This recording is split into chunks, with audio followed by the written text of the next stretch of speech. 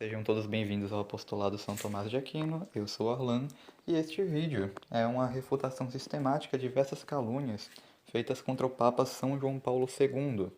O texto base para este vídeo é o artigo intitulado Nove Calúnias Vergonhosas contra o Papa João Paulo II, publicado originalmente em francês no site Archidiacre. Novamente, como eu sempre gosto de informar, as traduções que nós trazemos aqui, vindas do site, o canal do YouTube Archidiacre, elas são todas autorizadas. Eu tenho autorização do dono do Archidiacre para fazer isso. Digo isso para que ninguém acabe tendo algum tipo de juízo temerário sobre o assunto. E bem, eu acrescentei uma calúnia a mais, né, com algumas pesquisas que fiz, que é mais uma calúnia para ser refutada, porque também é algo muito recorrente nos meios tradicionalistas, e é a 10ª calúnia que eu que adicionei mesmo, e também alguns retoques ao longo do artigo. Comecemos então. Primeiramente, eu informo que o artigo será atualizado constantemente, dependendo das novas calúnias que venham chegando e dos argumentos também que nós utilizamos para refutar, vão estar todos sendo transferidos para este artigo. Então, não precisa estar fazendo toda hora artigos novos. E também, se o Archidiacre atualizar o artigo original, nós também traremos a atualização deles para cá. Começarei então indicando a lista de calúnias. São as seguintes: teria recebido a bênção de uma xamã ameríndio, teria concelebrado missa com os anglicanos, teria atacado o dogma da Imaculada Conceição, teria praticado sincretismo durante as reuniões de Assis, teria afirmado que o budismo poderia salvar, teria afirmado que o Espírito Santo manteria os fiéis de outras religiões em suas falsas crenças, teria ensinado que o estado de casamento é igual ao estado de celibato, teria dito que Deus protege os erros do Islã, contrariaria Pio XI na função do dono de casa, e a 10ª, que eu mesmo adicionei, teria dado apoio à religião islâmica ao beijar o Alcorão. Eu também gostaria aqui de lembrar vocês que a mentira e o julgamento imprudente, mesmo 1000 vezes, não torna a vítima culpada. Portanto, mesmo que alguém possa utilizar do argumento de dizer que, mesmo que essas calúnias sejam realmente nada mais que calúnias, ainda assim o Papa João Paulo II é muito caluniado, então deve ter algo de duvidoso quanto a ele. Isso é moralmente errôneo, certo? Iniciemos agora pela primeira calúnia, que é: ele teria recebido a bênção de uma xamã nativa americana. Em 14 de setembro de 1987, o Papa viajou para o Arizona, no oeste americano. Entre suas paradas mais memoráveis está sua participação na Conferência Tecaquewita, no Arizona State. É um encontro nacional de católicos nativo-americanos. Durante esse período, que reuniu cerca de 75 mil pessoas, o Papa foi abençoado e recebeu uma pena de águia. Para os nativos americanos, é o símbolo da paz, amor e respeito. Apresento essa pena para você em nome de todos os nativo-americanos no continente norte-americano, disse Emmett White, da tribo Pima, que presenteou o Papa com uma pena de águia. No entanto, a tribo Pima é parcialmente católica e Emmett White faz parte dessa religião católica. De fato, nesta fotografia, vemos claramente Emmett White usando uma cruz no pescoço. A pena de águia é, portanto, agora apenas um símbolo cultural, desprovido de qualquer conotação religiosa. Segunda calúnia. Diz-se que concelebrou missa com os anglicanos. Os detratores do Papa acreditam que ele teria concelebrado uma missa com o arcebispo anglicano durante uma visita pastoral à Grã-Bretanha em 29 de maio de 1982. No entanto, não foi uma missa, mas uma celebração ecumênica. De fato, o Papa fez ali um sermão, no qual declarou ter feito orações em comum com o arcebispo anglicano da Cantuária e lido trechos das Sagradas Escrituras sobre a unidade. Não se trata, portanto, de communio in sacris, mas de communio in spiritualibus. Não há menção de missa ou concelebração em lugar nenhum, e nenhum objeto litúrgico é visto nas fotografias. Além disso, na encíclica Ut Unum Sint, São João Paulo II se referirá a este evento especificando que foi uma oração comum. É isso que ele diz. Lembra em particular, com particular emoção, a oração comum com o primato da comunhão anglicana na Catedral de Canterbury, em 29 de maio de 1982, quando neste admirável edifício reconheci um testemunho eloquente tanto de nossos longos anos de herança compartilhada, quanto dos tristes anos de divisão que se seguiu. O Papa Pio XII, através do Santo Ofício, declarou em 1947 que as orações aprovadas pela Igreja podem ser recitadas por cristãos de diferentes confissões. Eis o que diz. Embora, em todas essas reuniões e conferências, deva ser evitado qualquer comunicação no campo do culto, a recitação comum do Pai Nosso ou de qualquer oração aprovada pela Igreja Católica não é proibida para a abertura ou encerramento das referidas reuniões, assim provando que essas devidas recitações em comum não são necessariamente imorais. Além disso, o Papa afirmou em 2003 sobre a determinada impossibilidade de concelebrar a mesma liturgia eucarística com os que estão separados da comunhão eclesiástica. Eis o que ele diz. Exatamente porque a unidade da Igreja, que a Eucaristia realiza pelo sacrifício de Cristo e pela comunhão com o corpo e o sangue do Senhor, envolve a exigência da qual não pode haver derrogação de comunhão total nos vínculos da profissão de fé, os sacramentos e o governo eclesiástico, não é possível concelebrar a mesma liturgia eucarística até que se restabeleça a integridade destes vínculos. Tal concelebração não poderia ser um meio válido e poderia até constituir um obstáculo para alcançar a plena comunhão, minimizando o valor da distância que nos separa da meta e introduzindo ou endossando ambiguidades sobre esta ou aquela verdade de fé. O caminho para a plena unidade só pode ser feito na verdade. Nesta matéria, as proibições do direito da Igreja não deixam margem para incertezas, de acordo com a norma moral proclamada pelo Concílio Vaticano II. Isso é o que diz o Papa São João Paulo II em sua encíclica Ecclesia de Eucaristia. Vamos agora para a terceira calúnia. Ele teria atacado o dogma da Imaculada Conceição. Em 29 de maio de 1996, em audiência geral, São João Paulo II comentou este versículo: Porém inimizade entre ti e a mulher, entre a tua descendência e a descendência dela. Ela te ferirá a cabeça e tu lhe ferirás o calcanhar. Gênesis 3,15. Os críticos do Papa citam essa passagem na audiência para concluir que ele cometeu heresia. Paralelamente ao relato de Lucas sobre a Anunciação, a tradição e o magistério indicam o proto-evangelho, Gênesis 3,15, como fonte escrita da verdade sobre a Imaculada Conceição de Maria. Este texto inspirou, da antiga versão latina, ela vai esmagar sua cabeça. Muitas representações da Imaculada que esmaga a serpente sob seus pés. Já tivemos a oportunidade de lembrar anteriormente que esta versão não corresponde ao texto hebraico, no qual não é a mulher, mas sua linhagem, seu descendente, que esmaga a cabeça da serpente. O texto, portanto, não atribui a Maria, mas a seu filho a vitória sobre Satanás. Papa São João Paulo II, audiência de 29 de maio de 1996. Opõe-no ao Papa Pio IX, no qual promulgou em 1854 o dogma da Imaculada Conceição, e disse essas seguintes palavras: Tudo isso é mais claro que o dia, porém, como se isso não bastasse, os padres, com suas próprias palavras e de maneira expressa, declararam que quando se trata de pecado, não deve de modo algum se tratar da Santíssima Virgem. Também professam que a Virgem Gloriosa foi a reparadora de seus antepassados e que vivificou sua posteridade, que o Altíssimo a acolheu e a reservou para si desde o início dos tempos, que Deus havia predito e anunciado quando disse à serpente: Porém inimizade entre você e a mulher. Gênesis 3,15.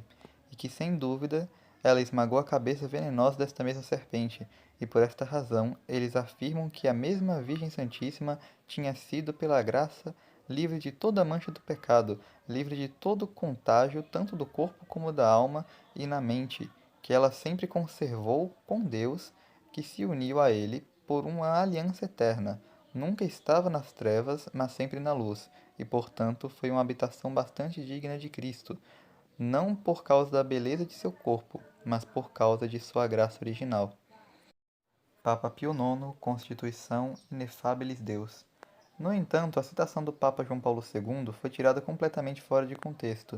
Longe de afirmar que Santíssima Virgem não teria esmagado a serpente, salientou que são os descendentes da mulher que chegam à serpente e que, consequentemente, a Imaculada é vitoriosa não por ela mesma, mas em virtude de seu Filho, visto que foi em virtude de Cristo, foi por uma graça especial de Deus concedida à Santíssima Virgem, que ela foi preservada do pecado original. Assim, a representação de Santíssima Virgem esmagando a serpente não é contraditória com o significado original. Eis o que diz o Papa.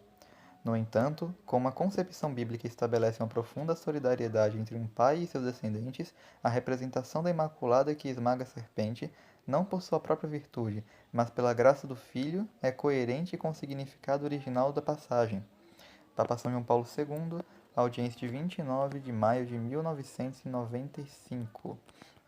Na mesma audiência, recordará o dogma da Imaculada Conceição. Para ser o inimigo irreconciliável da serpente, a sua prole, Maria teve que ser isenta de toda dominação do pecado, e isso desde o primeiro momento de sua existência. A hostilidade absoluta estabelecida por Deus entre o homem e o diabo pressupõe, portanto, em Maria a Imaculada Conceição, ou seja, uma total ausência de pecado desde o início de sua vida. O Filho de Maria obteve vitória definitiva sobre Satanás e deu antecipadamente o benefício à sua mãe, preservando-a do pecado.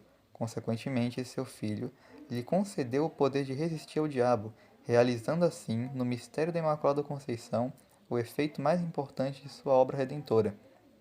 Papa São João Paulo II, audiência de 29 de maio de 1996. Quarta calúnia. Teria praticado sincretismo durante as reuniões de Assis.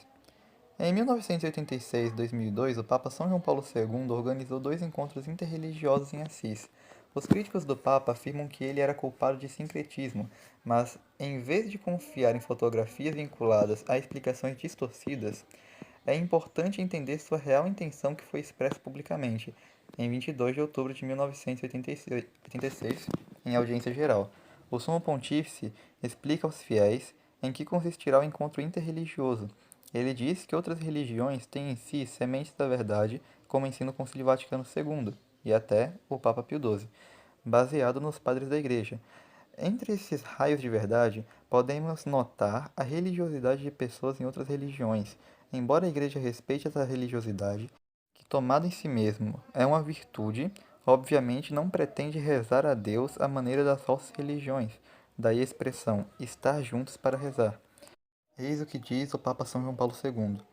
Exatamente porque Cristo é o centro de tudo na história e no cosmos, e como ninguém vem ao Pai senão por ele, João 14,6, podemos nos voltar para as outras religiões numa atitude de respeito sincero e um testemunho fervoroso do Cristo em quem acreditamos que se cruzam simultaneamente.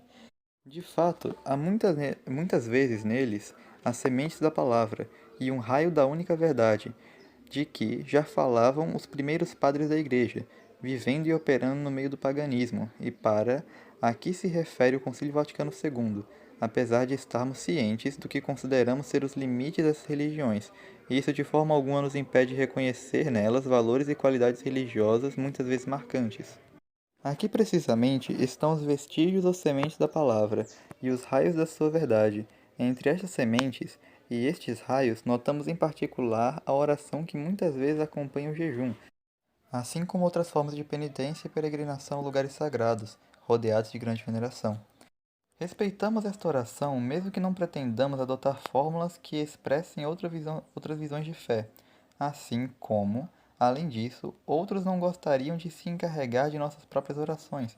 Por isso, para o encontro de Assis foi escolhida a fórmula estar juntos para rezar. Claro que não é possível rezar juntos, isto é, uma oração comum, mas pode-se estar presente quando os outros estão rezando. Nesse caminho, mostramos nosso respeito pela oração dos outros e pela atitude dos outros diante da divindade. Ao mesmo tempo, oferecemos aos outros o testemunho humilde e sincero de nossa fé em Jesus Cristo, Senhor do Universo.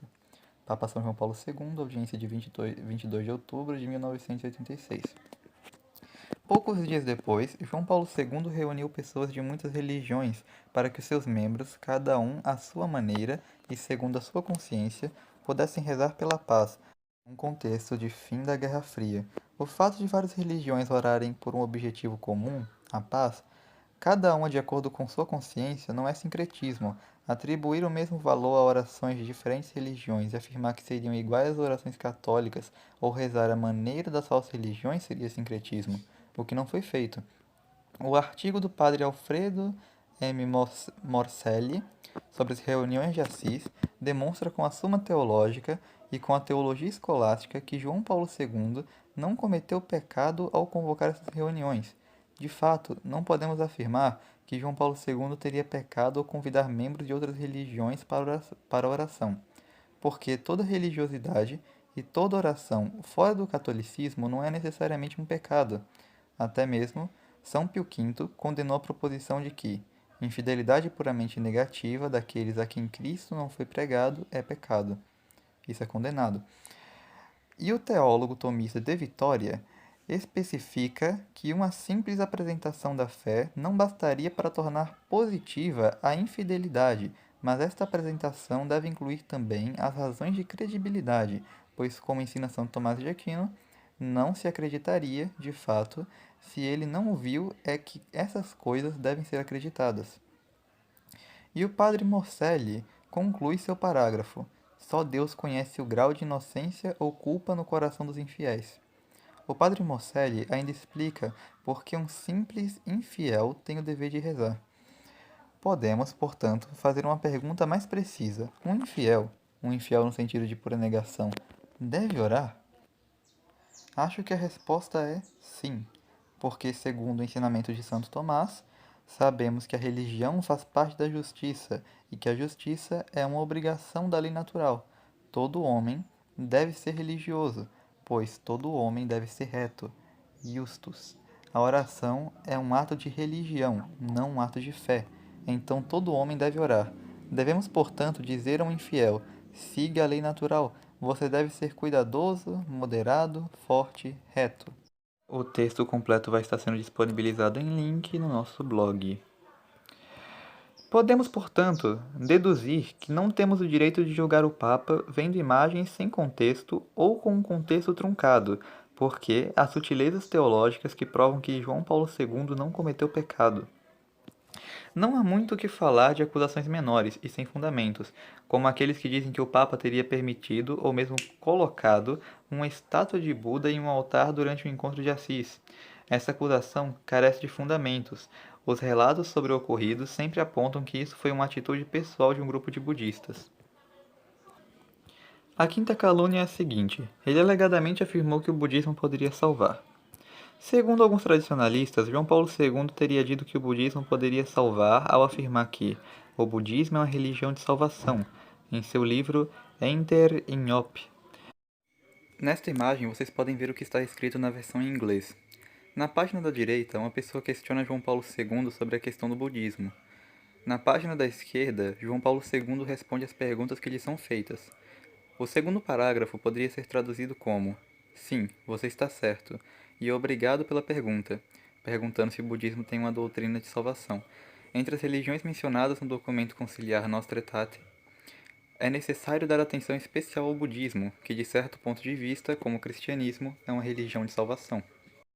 Mas a desonestidade dos tradicionalistas é evidente quando o Papa insiste que deve-se dizer imediatamente que as doutrinas da salvação no budismo e no cristianismo são opostas. Isso significa simplesmente que ambas as religiões têm uma doutrina sobre uma forma de bem-aventurança eterna. Em suma, o budismo acredita que na reencarnação, que permite o aperfeiçoamento da alma, que eventualmente a permitiria alcançar uma espécie de alegria eterna, enquanto o catolicismo professa a visão beatífica, as almas mortas em estado de graça e o inferno eterno, as almas mortas em estado de pecado mortal. Estas duas doutrinas são opostas. É um fato que João Paulo II considera importante sublinhar. Sexta calúnia. Ele teria afirmado que o Espírito Santo manteria os fiéis de outras religiões em suas falsas crenças. Os tradicionalistas dizem que São João Paulo II teria afirmado isso em sua encíclica Redemptor Hominis, e que ela seria herética. No entanto, ao contrário do que afirmam os tradicionalistas, em nenhum lugar João Paulo II diz que o Espírito Santo manteria os fiéis de outras religiões em falsa crença. Pelo contrário, o Papa fala com razão do Espírito de verdade, operando além das fronteiras visíveis do corpo místico. O Papa diz simplesmente que o Espírito Santo, o Espírito da verdade, dá graça aos crentes para permanecerem firmes em sua crença. Mas, mais adiante, o Papa explica seu pensamento. Critica os católicos mornos e relativistas que duvidam das verdades reveladas por Deus e que se permitem desvios em questões de moral. O Papa explica que esses católicos deveriam se envergonhar disso, porque mesmo os membros de outras religiões mantêm uma firme crença em certas verdades reveladas e leis morais, que nós católicos temos em comum com os muçulmanos, por exemplo, a existência de Deus, a existência de demônios, inferno, a existência de anjos e céu, a imoralidade dos atos homossexuais, etc. O Papa diz que é nobre estar disposto a dar razão ao que é certo. Isso está muito de acordo com o que a Igreja ensinou, que uma pessoa ignorante, mas boa, faz isso pela graça de Deus. Com efeito, a Igreja já condenou as seguintes propostas: os gentios, judeus, hereges e semelhantes não recebem influência de Jesus Cristo, e podemos concluir com justiça que a vontade está neles, nua e desarmada, sem nenhuma graça suficiente. Proposição condenada, Decreto do Santo Ofício e os Jansenitas, Denzinger, 1996. Número 2305. E qualquer coisa que não venha da fé cristã sobrenatural, que opera por amor, é pecado.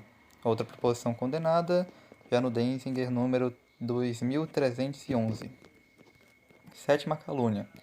Ele teria ensinado que o estado de casamento é igual ao estado de celibato. A maioria dos tradicionalistas afirma que o Papa São João Paulo II ensinou heresia em uma de suas catequeses citadas pelo Papa Francisco na exortação Amoris Laetitia.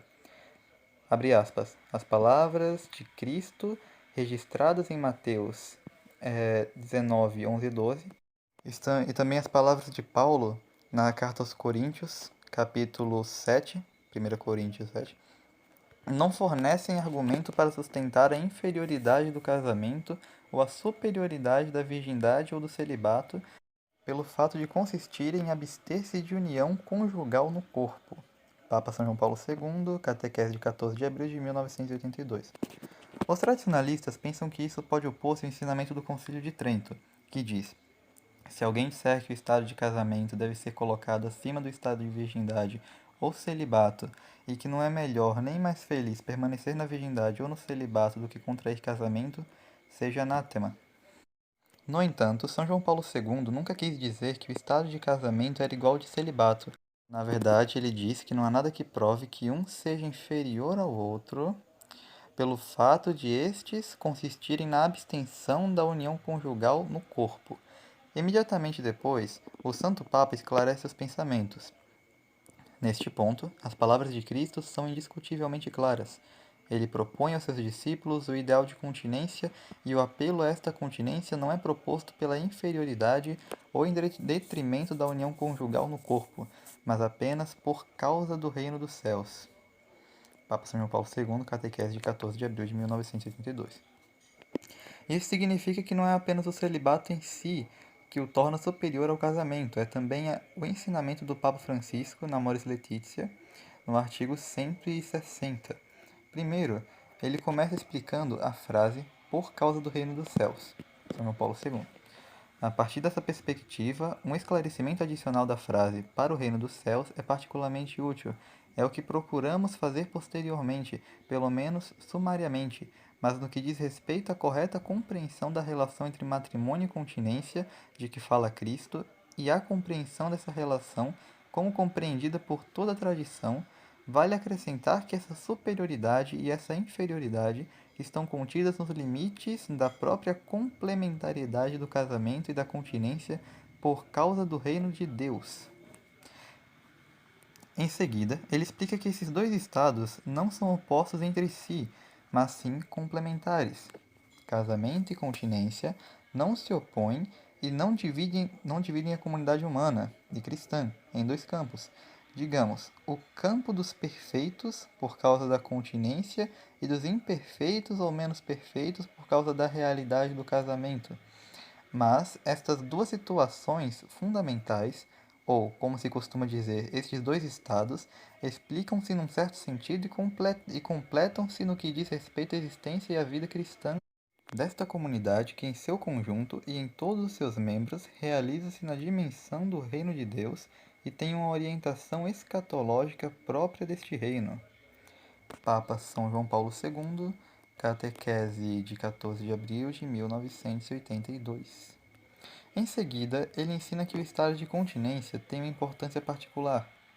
Nós iremos, em relação a esta dimensão e a esta orientação, na qual toda a comunidade, isto é, todos os que a ela pertencem, devem participar na fé, a continência, ou seja, o celibato, por causa do reino de Deus, tem uma importância e uma eloquência particulares para aqueles que vivem a vida de casados. Sabemos também que estes últimos constituem a maioria.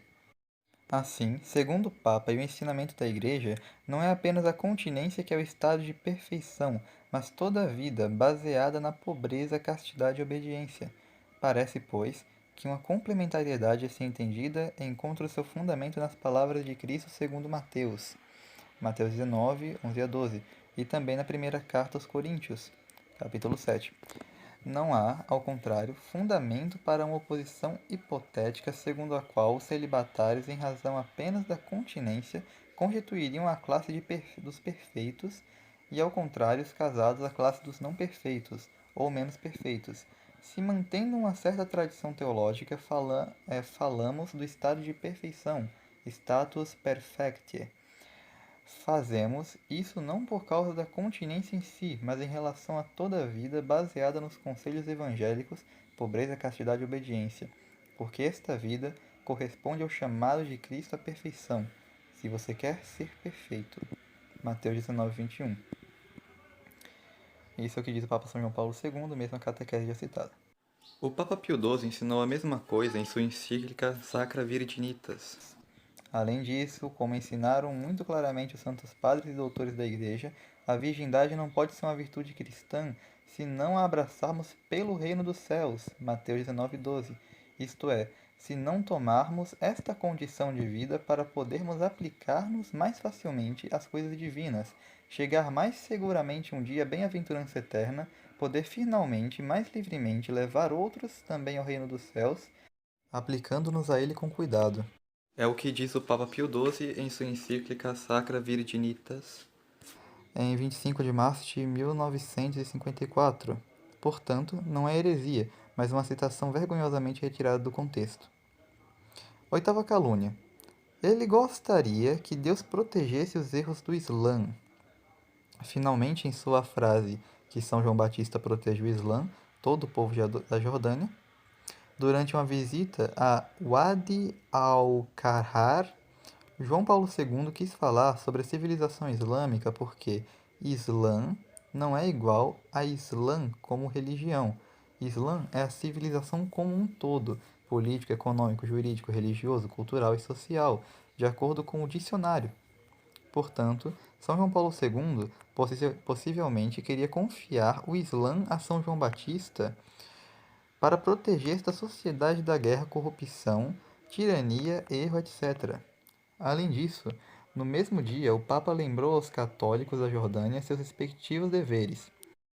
Eis o que ele diz: Sejam bons pastores segundo o coração de Cristo. Guie o rebanho que lhe foi confiado pelo caminho que leva aos passos verdejantes do seu reino. Forçai a vida pastoral das vossas comunidades através de uma nova e mais dinâmica colaboração com religiosos e leigos. Nas dificuldades do seu ministério, coloque sua confiança no Senhor, aproxime-se dele em oração e ele será a luz e sua alegria. Toda a igreja vos agradece pela vossa dedicação e pela missão de fé que desempenhais nas vossas dioceses e nas vossas paróquias. Aos religiosos e religiosas, expressa a imensa gratidão da Igreja pelo testemunho do primado de Deus em todas as coisas. Continuem a brilhar como faróis do amor evangélico que supera todos os obstáculos. Aos leigos digo: não tenha medo de ocupar o seu lugar e assumir sua responsabilidade na Igreja. Sede corajosas testemunhas do Evangelho nas vossas famílias e na sociedade. Papa São João Paulo II, homilia de 21 de março de 2000, no estado de Amman, Jordânia. De maneira não muito diferente, o Papa Pio XII confia aos não católicos de boa vontade a proteção de Deus. Também não queremos deixar passar em silêncio o eco de comovida gratidão que suscitou em nossos corações os desejos daqueles que, embora não pertençam ao corpo visível da Igreja Católica, não esqueceram da nobreza e da sinceridade de seus sentimentos. Tudo isso, seja por amor à pessoa de Cristo, seja por crença em Deus, os une a nós. A todos vai a expressão da nossa gratidão. Confiamos cada um deles à proteção do guia do Senhor, dando a solene certeza de que um único pensamento domina o nosso espírito: imitar o exemplo do bom pastor para conduzir todos os homens à verdadeira felicidade, para que tenham vida e tê-la em abundância. João 10. Papa Pio XII, Summi Pontificatus. Assim, também, São João Paulo II confia a esta sociedade composta de homens, que é o Islã, as orações de São João Batista, São João Paulo II fala sobre o Islã religioso em seu livro Enter in Op. Nona calúnia. Contrariaria Pio XI na função da dona de casa. Pio XI escreve em 40º ano, é sobretudo em casa, ou nos anexos da casa e entre as ocupações domésticas que está o trabalho das mães. É, pois, por um abuso nocivo e que deve ser eliminado a todo custo, que as mães de família, pelo baixo salário paterno, são obrigadas a procurar uma ocupação remunerada fora do lar, descurando dos deveres todas as coisas particulares que lhes competem, sobretudo a educação dos filhos. Enquanto São João Paulo II, em sua Carta às Mulheres de 1995, escreve: Obrigado, mulher trabalhadora, envolvida em todos os setores da vida social, econômica, cultural, artística e política, por sua contribuição insubstituível para o desenvolvimento de uma cultura que possa combinar razão e sentimento para uma concepção de vida sempre aberta ao sentido do mistério, a construção de estruturas econômicas e políticas humanamente mais ricas. Existe uma contradição, então? De fato, São João Paulo II reconhece o valor das mulheres de todas as esferas da vida em sua carta. Pio XI fala das condições sociais dos trabalhadores, mas este último não vilipendia as mulheres trabalhadoras. Ele lamenta a ideia de que sejam obrigados a fazê-lo por causa de baixo salário do marido. Pouco antes, ele diz que todos os membros dessas famílias podem contribuir de acordo com seus pontos fortes. Certamente, os demais membros da família, cada um de acordo com sua força, devem contribuir para sua manutenção, como é o caso não só das famílias de agricultores, mas também de um grande número de artesãos ou pequenos comerciantes, mas de forma alguma é permitido abusar da idade das crianças ou da fraqueza das mulheres. Ele, portanto, rejeita coagir e sobrecarregar as mulheres. São João Paulo II também fez um interessante discurso sobre essa questão em 1981, no 5º Congresso Internacional da Família. Deve-se garantir que a mulher não seja, por razões econômicas, obrigada a realizar trabalhos muito pesados e uma agenda excessivamente ocupada, que se somam a todas as suas responsabilidades como dona de lar e educadora dos filhos.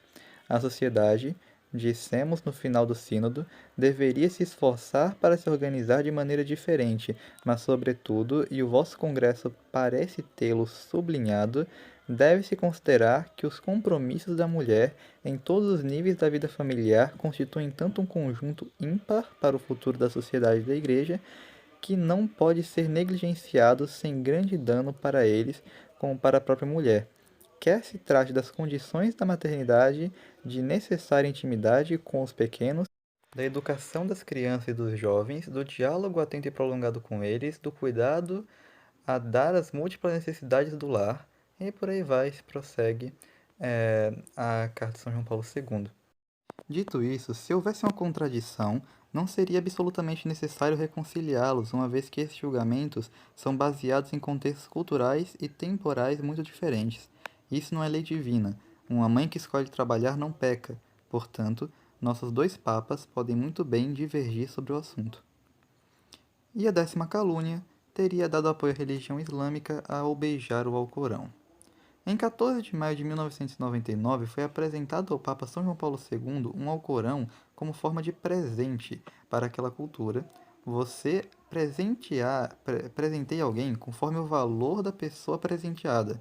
Então, para o muçulmano, dar o Alcorão, o livro mais importante da vida de um muçulmano, como presente para alguém, é tentar demonstrar o imenso valor que essa pessoa tem. O Papa, então, beijou o presente, o que foi fotografado e a fotografia é usada até hoje por tradicionalistas como forma de ridicularizar o Papa. De qualquer forma, a situação só faz sentido em seu contexto e não representa uma adesão ou um sincretismo por parte do Papa à religião islâmica. Eis o que São João Paulo II fala sobre o Alcorão. Quem lê o Alcorão, já familiarizado com o Antigo e o Novo Testamento, perceberá claramente o processo de redução no qual a revelação divina é objeto ali. É impossível não se impressionar com a incompreensão que aí se manifesta do que Deus disse de si mesmo, primeiro no Antigo Testamento pelos profetas, depois definitivamente no Novo Testamento por seu Filho. toda essa riqueza da autorrevelação de Deus, que constitui a herança do Antigo e do Novo Testamento, foi de fato deixada de lado no Islã. O Deus do Alcorão é chamado pelos mais belos nomes conhecidos na linguagem humana, mas no final é um Deus que permanece estranho ao mundo. Um Deus que é apenas majestade e nunca Emanuel, Deus conosco. O Islã não é uma religião de redenção, não oferece espaço para a cruz e a ressurreição. Jesus é mencionado, mas apenas como um profeta que prepara a vinda do último de todos os profetas, Maomé. Maria, também, a Virgem Mãe, é nomeada, mas o drama da redenção está completamente ausente. É por isso que não só a teologia, mas também a antropologia do islamismo são muito diferentes da do cristianismo. São João Paulo II, em seu livro Entres dans l'Espérance, que também vai estar sendo disponibilizado o link para vocês poderem analisar. Bem, este vídeo já acabou. Se você gostou, deixe o seu like e não esqueça que o artigo que vai estar sendo disponibilizado junto a este vídeo, tanto na descrição quanto no comentário fixado, estará sendo atualizado constantemente, mesmo que não o tempo todo, mas de acordo com as objeções que vão aparecendo e as refutações que nós vamos compilando. Fiquem com Deus e até outro momento.